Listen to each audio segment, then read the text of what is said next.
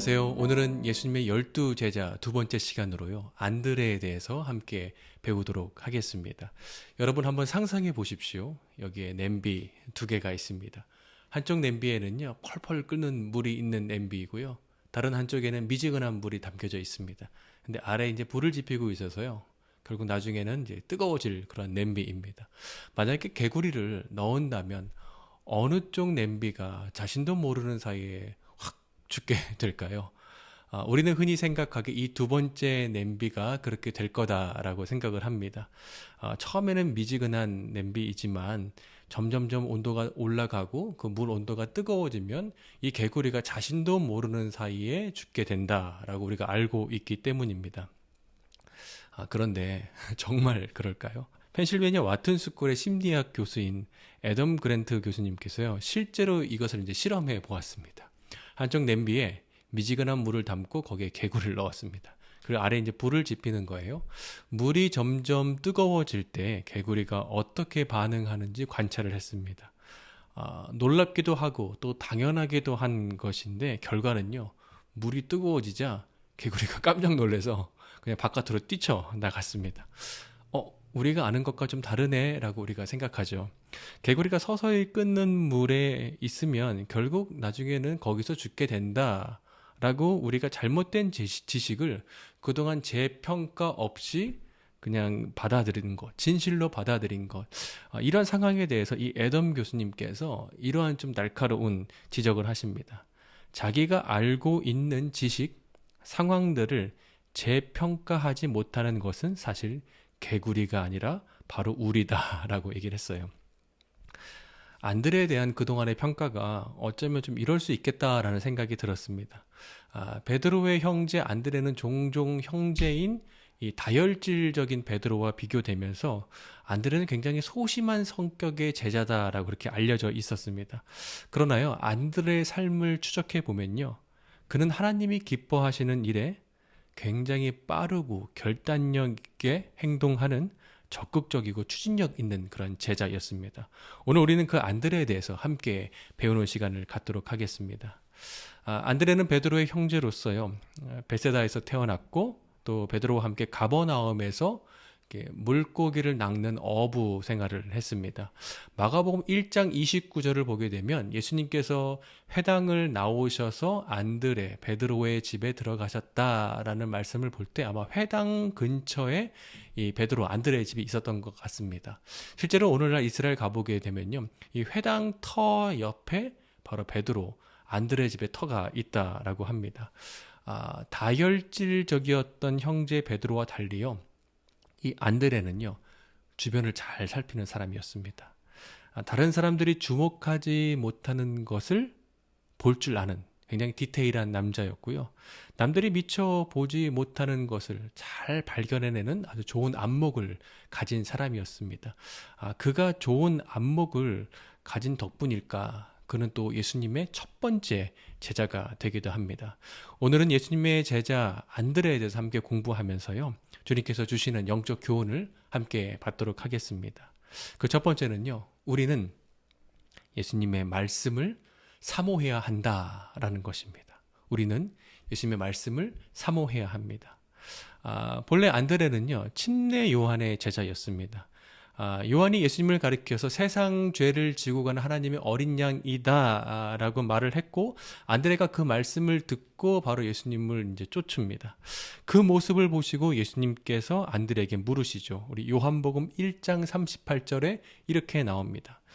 예수께서 돌이켜 그 따르는 것을 보시고 물어 이르시되 무엇을 구하느냐? 이르되 랍비여 어디 계시오니까 하니, 랍비는 번역하면 선생이라. 사랑하는 여러분, 만약에 예수님께서 오늘 우리 앞에 딱 나타나셔서 무엇을 구하느냐, 네가 무엇을 원하느냐, 너의 소원이 무엇이냐라고 물으신다면 여러분 무엇이라고 대답하시겠습니까? 우리에게 참 많은 기도 제목들이 있지 않습니까? 건강이 약하신 분들에게는 하나님, 제가 연약한 육체를 갖고 있는데 주님 치료해 주시옵소서. 또 자녀를 위해서 기도할 때는 하나님, 저희 자녀들 주님 인도해 주시옵소서. 혹은 비즈니스 하시는 분들은 하나님, 저희의 비즈니스를 주님 친히 붙들어 주시옵소서. 혹은 주식하고 계신 분들이 있으시다면 저희 주식의 그래프가 점점 올라가게 해주십시오라고 혹시 그런 소원을 간구할지 모르겠습니다. 근데 한번 안드레 입장에서 생각을 해보면요. 그는 베드로와 함께 이제 물고기를 낚는 그 비즈니스를 하고 있었습니다. 그렇다면 어쩌면 자기의 이 비즈니스를 위해서 기도할 수도 있습니다. 혹은 형제 베드로의 장모님이 아프셨잖아요. 그러니까 가족 건강을 위해서 그가 그 소원을 말할 수도 있습니다. 혹은 만약에 그가 결혼을 하지 않은 사람이었다면 결혼을 위해서 기도했을 수도 있겠죠. 주님, 제 소원이 결혼입니다 라고 말했을 수도 있을 것입니다. 그런데 예수님께서 안드레에게 네가 무엇을 원하느냐 라고 질문하실 때 안드레가 이렇게 대답합니다. 랍비여, 어디 계시오니까? 다소 좀 이상한 대답이죠. 네 소원이 무엇이냐라고 묻는 질문에 어디에 머물고 계십니까? 라고 다시 질문하는 겁니다. 근데 이것은요, 질문인 동시에 정확한 대답이었습니다. 안드레는 예수님이 어디에 머무는지 알고 싶었습니다. 예수님의 숙소가 어디 있는지, 그래서 예수님을 지속적으로 만나고 싶었습니다. 그분과 교제하고 싶었고요. 그분의 말씀을 듣고 싶어 했습니다. 예수님과 더 깊이 사귀고 싶고 더 깊이 알고 싶고 예수님 옆에서 그분의 말씀을 생생하게 계속해서 듣고 싶었습니다. 그래서 그가 대답한 것이 무엇이냐? 예수님, 어디에 계십니까? 라고 묻는 것이었습니다. 예수님과 더욱 친밀해지고 싶었던 것, 그것이 바로 안드레의 소원이었습니다. 안드레가 예수님 곁에서 그분의 말씀을 듣고 싶어 했던 것처럼, 그것이 그의 소원이었던 것처럼 오늘날 우리도 예수님의 말씀을 사모하고 사랑하고 그 말씀 듣기를 원하고 열망하는 그런 우리가 되었으면 좋겠습니다.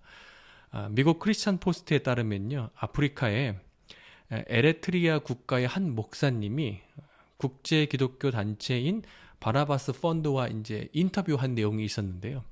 거기서 그분이 이 에리트레아 국가에서 당했던 고문과 강제 노역에 대해서 말씀하셨습니다. 1998년에 교인들과 처음으로 이제 교도소에 들어가게 되었습니다. 징역 6개월이었는데 무려 3년으로 길어졌습니다. 그 이유가 바로 기독교의 목사였기 때문이었습니다. 2주 동안요, 컨테이너에 갇혀 있었습니다. 낮에는 너무나 덥고 밤에는 너무나 추운 곳에서 떨고 있었고 식사도 18시간마다 아주 소량의 식사만 주었습니다. 그래서 그것으로 영양 부족 상태가 일어났고 그 상태에서 계속 강제 노역을 해야만 했습니다. 한 번은 손발이 묶인 상태에서 1시간 동안 매질을 당했습니다. 그 이유는 무엇이냐? 다른 수감자들한테 기독교 신앙 가짐은 이렇게 고통당해 라는 것을 본보기로 보여주기 위해서였습니다. 얼마나 구타가 심했는지 이 교도소 내의 간호사가 그 목사님을 치료하면서 이렇게 말했어요. 더 이상 매맞으면 목사님 죽을 수 있습니다. 그러니까 잠시 신앙을 부인하십시오. 그러나 그분은 끝까지 예수님을 부인하지 않았습니다. 성경책이 교도소 내에서 금지였어요. 만약 수감자들이 성경책을 읽다 발각되면 아주 모진 그런 처벌을 받아야만 했습니다. 그러나 이런 처벌 위험에도 불구하고 성경책을 구해서 그 수감자 내에 있는 그리스도인끼리 찢어서 나눠 갖는 겁니다. 너는 마태복음, 너는 마가복음. 이 목사님이 가진 것은 바로 요한계시록이었습니다. 그분께서 날마다 그 성경을 읽으시면서 주님께서 주시는 마음의 감동과 평안을 얻고 내가 왜 이곳에 있어야 되는지 그분의 뜻을 발견하게 되면서 그렇게 하루하루를 지내셨다라고 합니다. 오픈도어 선교회에 따르면요, 이제 박해 국가 지수가 나오는데 바로 이 아프리카의 에리트레이아 국가가 세계 7위의 기독교 박해 국가이고 별명이 있는데요. 아프리카의 북한이다라는 별명을 가지고 있습니다.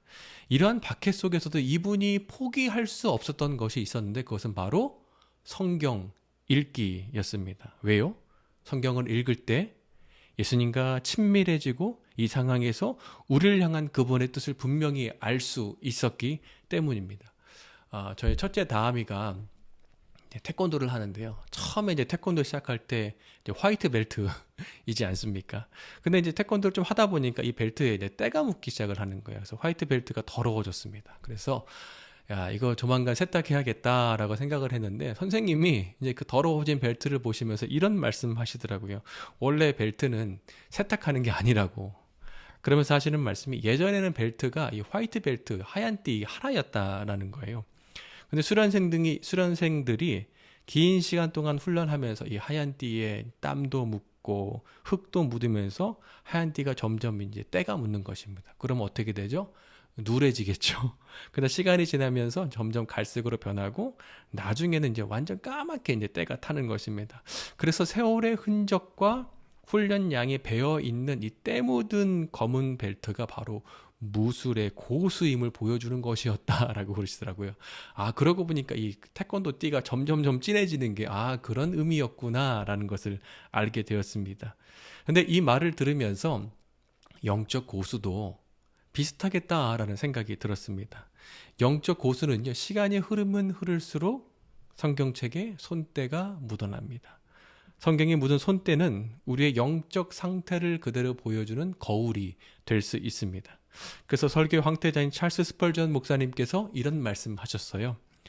닳아서 낡은 성경책을 소유한 사람은 결코 무너져 내리지 않는다. 요즘은 스마트폰으로 이제 성경을 또 읽고 들으시는 분도 많이 있으시기 때문에 좀 다르게 적용을 해보고 싶습니다. 우리가 이제 폰에서 사용하는 여러 가지 앱들이 있습니다. 뭐 카톡도 있고요, 뭐 구글 맵도 있고요, 아마존도 있고, 유튜브도 있고, 이메일도 있고, 여러 가지 앱을 사용을 하죠. 근데 그 자주 사용하는 앱만큼 우리가 성경 앱을 사용했으면 좋겠습니다. 성경 앱 예전에 다운받아놨는데 이게 내 폰에 있는지 없는지 그렇게 모르시면 안 됩니다. 그 폰을 자주 열어보시고 카톡을 여는 것만큼 성경 앱을 자주 열으셔서 말씀을 읽으시고 또 말씀을 들어서 주님과 더욱더 친밀해지는 저와 우리 모두가 되기를 소망합니다. 몇 년 전에요, 소확행이라는 말이 유행했잖아요. 소소하지만 확실한 행복이다. 그리스도인들에게 소확행은 무엇일까? 별것 아닌 것 같지만 매일매일 조금씩 읽는 그 성경 읽기를 통해서 하나님의 뜻을 알아가고 그분께서 주시는 감동과 평안으로 하루하루를 살아가는 것, 이것이 소소하지만 확실한 행복이고 영적 고수의 길로 가는 길입니다. 너의 소원이 무엇이냐라고 묻는 질문에 안드레가 주님, 어디에 계십니까? 제가 당신의 말씀을 계속 듣고 싶습니다 라고 말한 것처럼 우리의 소원이 주님, 예수 그리스도의 말씀으로 날마다 우리의 심령을 채우고 새롭게 함으로써 주님 뜻대로 살기를 소망합니다 라고 고백할 수 있는 저와 우리 모두가 되기를 소망합니다. 두 번째로요, 우리는 예수님을 그리스도로 고백해야 한다라는 것입니다. 우리는 예수님을 그리스도로 고백해야 합니다.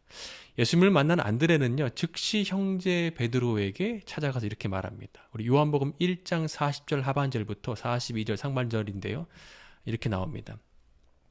예수를 따른 두 사람 중에 하나는 시몬 베드로의 형제 안드레라. 그가 먼저 자기의 형제 시몬을 찾아 말하되 우리가 메시아를 만났다 하고, 메시아는 번역하면 그리스도라, 데리고 예수께 오니. 메시아는 기름 부음 받은 자다라는 그런 뜻입니다. 그리고 이것을 헬라어로 번역하면 그리스도가 됩니다. 지금요, 안드레는요, 형제 베드로에게 찾아가서 뭐라고 얘기하느냐? 야, 내가 드디어 기름 부음 받은 예수님을 만났어. 메시아를 만났어. 그리스도를 만났어. 라고 얘기하는 것입니다. 우리에게는요, 예수 그리스도라는 게 관용어예요. 하나의 그냥 이름처럼 되어 있지만 사실 이것이 굉장히 중요한 표현입니다. 예수님이 그리스도다라는 그 고백입니다. 도대체 그리스도가 뭐길래 왜 예수님이 그리스도다라고 고백하는 것이 중요할까? 그리스도는요, 기름 부음 받은 자라는 그런 뜻인데, 구약 시대에는 세 부류에게 기름이 부어졌습니다. 제사장, 왕, 선지자였습니다. 구약의 제사장들은요, 하나님께로부터 백성들의 죄 용서함을 받을 수 있도록 제사를 드려주는 사람이 바로 제사장이었습니다.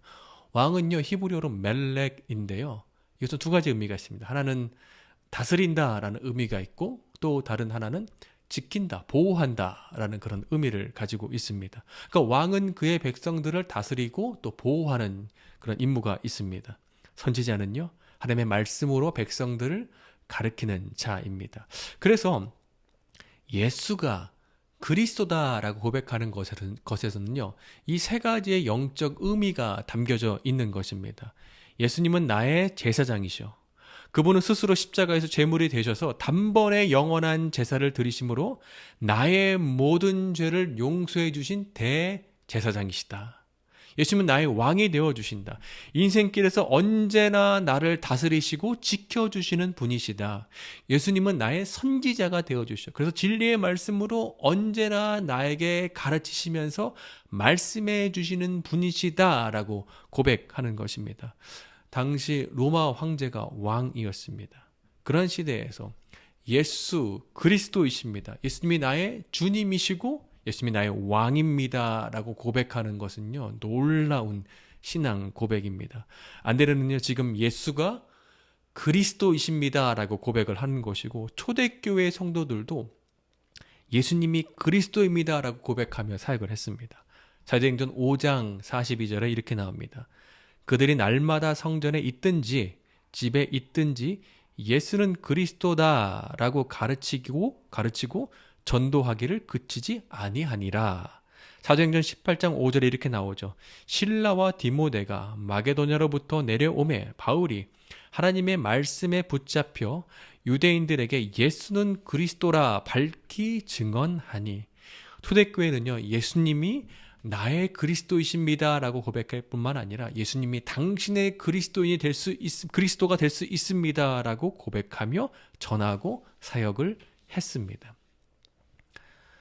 초대교회는 안드레를 가리켜서요, 프로토클레토스라고 했는데 이것은 처음 제자, 첫 제자라는 그런 뜻을 가지고 있습니다.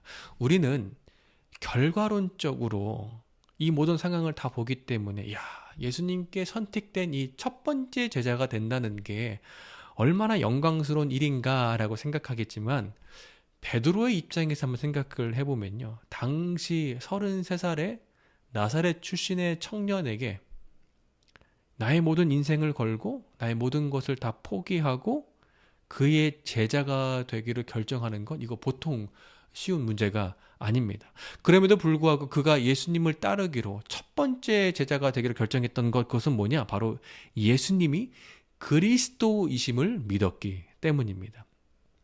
사랑하는 여러분, 우리에게 예수님은 어떤 분이신가요?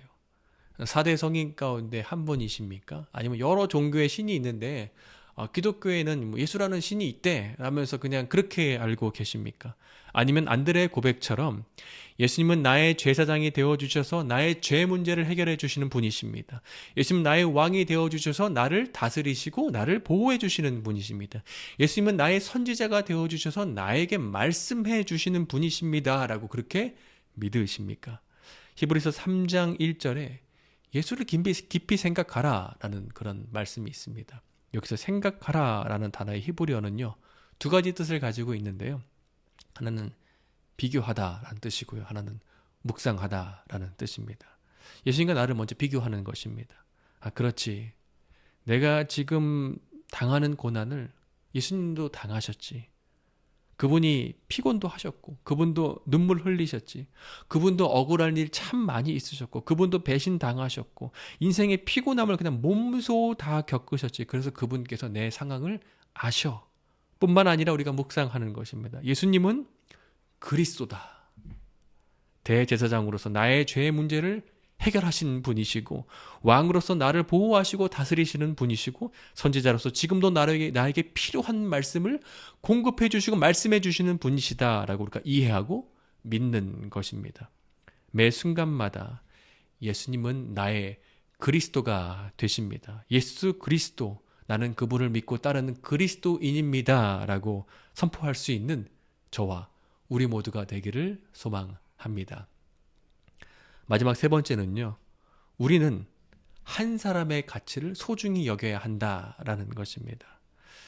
안드레는요, 베드로처럼요, 한 번 설교할 때 3,000명이 예수님께로 돌아오게 하는 그런 대중적인 설교자는 아니었지만, 그에게는 강점이 있었는데요, 그것은 그가 1대1에 강했다라는 것입니다. 그래서 그가 맨 먼저 찾아간 것이 바로 베드로였고, 베드로에게 예수님을 소개합니다. 그 다음에 예수님께서 이제 5천 명에게 말씀을 전하실 일이 있었죠. 1세기 당시에는 남자들만 계수를 했습니다. 그러니까 여성들도 있었고 어린아이들도 있었기 때문에 아마 10,000명 이상 되는 큰 무리에게 예수님이 말씀을 전하셨습니다. 어느덧 말씀을 마치셨고 이제 식사 시간이 되었는데 이 많은 사람들에게 도대체 식사를 제공할 수가 없는 상황이었어요. 그때 예수님께서 빌립을 시험하시려고 물으시죠. 야, 우리가 어디서 떡을 사다가 먹을 수 있을까? 그러자 빌립이 이렇게 대답합니다. 200데나리온으로 떡을 산다고 해도요, 부족할 것 같습니다. NIV 성경을 좀 쉽게 번역을 했는데 8개월치 월급으로 떡을 산다고 해도 부족할 것 같습니다. 그러니까 이 200데나리온이 한 8개월 정도 되는 월급입니다. 빌립은 굉장히 계산이 빠른 사람이었지만 예수님의 시험에 정답을 제출하지는 못했습니다. 그런데 이때 안드레가요, 아무도 주목하지 않았던 한 어린 아이에게 주목합니다. 사람들 숫자에 들지도 않았던 아무도 보지 않는 그런 어린 아이를 주목한 것입니다. 그 어린 아이가 오병이어 보리떡 5개와 물고기 2마리 도시락을 갖고 있었습니다. 안드레도 주님께서 이것을 어떻게 할지 모르겠지만 하여튼 이 상황에서 이 어린 아이를 예수님께로 데려오는 것이죠. 그리고 예수님께서 그 오병이어의 축복 기도를 하시고 사람들에게 나눠주자 기적이 일어났습니다. 모든 사람들이 먹고도 남게 된 것입니다. 그 기적의 시작이 바로 어디에 있었느냐? 바로 한 사람의 가치를, 그 한 어린 영혼의 가치를 소중히 여겼던 바로 그 안드레 때문이었습니다. 한 번은 헬라인들이 예수님에 대한 소문을 듣고 예수님을 만나고 싶어서 예수님을 찾아갔습니다. 근데 단지 유대인들은 이제 이방인들을 멸시했잖아요. 그러니까 이 자신들의 헬라인들이 이 유대인 예수님께 가는 게 조금 부담스러웠었나 봅니다. 그래서 먼저 헬라식 이름을 가진 빌립에게 찾아가서 우리가 좀 예수님을 만날 수 있겠느냐라고 묻죠. 근데 이 빌립이 예수님께 가는 것이 아니라 안드레에게 찾아갑니다. 그래서 좀 상의하는 것이죠. 예수님이 이방인들 만나실까? 헬라 사람들 만나실까? 라고 묻는 것입니다. 근데 그때 안드레가 당시 유대인들에게 멸시당했던, 중요하게 생각하지 않았던 헬라인을요, 그냥 주저없이 예수님께로 그냥 모시고 갑니다. 교회 전승에 따르면 이 헬라인들 중에 바로 의사 누가가 있었고 그가 나중에 누가복음과 사도행전을 기록했다라고 나옵니다. 안드레는요, 다른 사람들이 주목하지 않았던 어린이, 또 이방인의 가치를 소중히 여기면서 그들을 예수님께로 인도하는 다리 역할을 참 잘했던 사람입니다. 1947년에요. 시카고 근교의 천체연구소에서 한 과학자가 근무를 하고 있었습니다. 바로 드리스카 박사였는데요. 어느 날 시카고 대학교에서 전화 연락을 받습니다. 박사님, 저희가 겨울방학 동안에 이제 인텐시브로 고급 물리학 강의를 하려고 하는데 좀 이렇게 특강을 좀 부탁드려도 될까요? 그래서 이 교수님이 승낙을 했습니다. 근데 몇 주 후에 시카고 대학에서 다시 연락이 왔습니다. 박사님, 죄송한데 아무래도 이 강의를 취소해야 할 것 같습니다. 2명밖에 등록을 하지 않았습니다. 그때 이 드리스카 박사가 학생이 적은 거는 전혀 문제가 되지 않습니다. 저 강의할 수 있습니다. 그래서 이제 강의가 시작되었습니다. 시카고 얼마나 춥습니까, 그 겨울에. 근데 이 박사님이 2시간 운전해서 그 캠퍼스에 가셔서 그 넓은 강의실에서 딱 2명 놓고 고급 물리학을 열심히 강의했습니다. 그로부터 10년이 흘렀고 이 두 학생이 노벨 물리학상을 함께 받게 되었습니다. 그리고 이들은 노벨상을 수상하는 자리에서 이렇게 말했습니다. 우리가 이 상을 받게 된 데는 우리 두 사람을 앞에 놓고 열정적으로 강의해 주신 그 드리스카 박사가 있었기 때문입니다. 라고 얘기했어요. 비록 적은 두 사람이지만 그들을 소중히 여기면서 열심히 강의했던 그 교수님 덕분에 아주 아름다운 열매를 맺을 수 있게 되었던 것입니다. 스코틀랜드에서 목회하셨던 두 목회자가 계셨는데요. 두 목사님이 참 누구보다도 열심히 사역하셨음에도 불구하고 열매가 맺혀지지 않는 거예요. 그래서 이 두 분이 서로 만나서 얘기를 나눴습니다. 먼저 한 목사님이 나누시는 거예요. 사실 저는 3년 동안 사역했지만 진정한 의미에서 거듭난 성도가요, 단 한 사람밖에 얻지를 못했습니다. 바로 그 사람이 로버트 마펫이라는 청년입니다. 라면서 이렇게 아쉬워했습니다. 다른 목사님이 이렇게 얘기하는 거예요. 저는 최근에 우리 교회에서 이제 부흥회, 한 주간 동안 부흥회를 인도를 했습니다. 제가 열심히 기도하고 또 말씀 준비하면서 집회를 인도했는데 예수님 영접한 사람이 단 한 사람밖에 없었습니다. 이렇게 두 목사님은 서로의 이제 그 쓰라린 목회 경험들을 함께 공유하면서 이렇게 있었습니다. 그런데 수년 후에 놀라운 일이 일어났습니다. 한 목사님이 3년 동안 얻은 그 한 명의 사람, 로버트 마펫이라는 사람은요, 아프리카 선교의 기초의 틀을 마련한 선교사가 되었고요. 다른 목사님이 부흥회 일주일 동안 인도했는데 결국 한 명밖에 영접하지 않았다라는 그 사람은요, 나중에 아프리카 대륙에서 예수 그리스도의 복음으로 아프리카를 강타한 바로 리빙스턴 선교사가 된 것입니다. 성경을 보게 되면 100마리의 양을 데리고 이제 들어오는데 세보니까 99마리밖에 없는 것입니다. 우리에 놔두고 한 마리의 양을 찾으러 다시 험한 산길로 이 목자가 갑니다. 그리고 한참 시간이 흘러서 마침내 그 한 마리 어린 양을 데리고 돌아오는 그 목자이신 예수님을 그리고 있습니다. 우리 교회가요, 많은 사람들, 큰 것들을 추구하고 그것에 주목하다 보면 우리가 어느새 한 사람 한 사람의 가치를, 그 소중함을 우리가 놓칠 수 있습니다. 그래서 우리는 이 시간 안드레의 삶을 우리가 살펴보면서 그가 주목한 이 한 사람 한 사람의 가치가 얼마나 소중한지 우리가 다시금 깨닫는 시간이 되기를 소망합니다. 안드레가 한 사람 한 사람에게 주목했을 때, 주님께서 또 주님께로 그들을 인도했을 때 그에게 주어진 두 가지 영예로운 타이틀이 있었는데요. 하나는 베드로를 예수님께로 인도한 최초의 이스라엘 선교사다라는 타이틀이었고요. 또 하나는 헬라인들을 예수님께로 인도한 최초의 이방인 선교사다라는 그런 타이틀이었습니다. 어린 한 사람의 가치를 소중히 여기는 교회, 학생 한 사람의 가치를 소중히 여기는 교회, 청년 한 사람의 가치를 소중히 여기는 교회, 장년 한 분 한 분, 또 어르신들 한 분 한 분의 가치를 소중히 여기는 그런 교회가 되고요. 이분들을 잘 섬길 수 있는 저희 주의 교회가 되기를 소망합니다.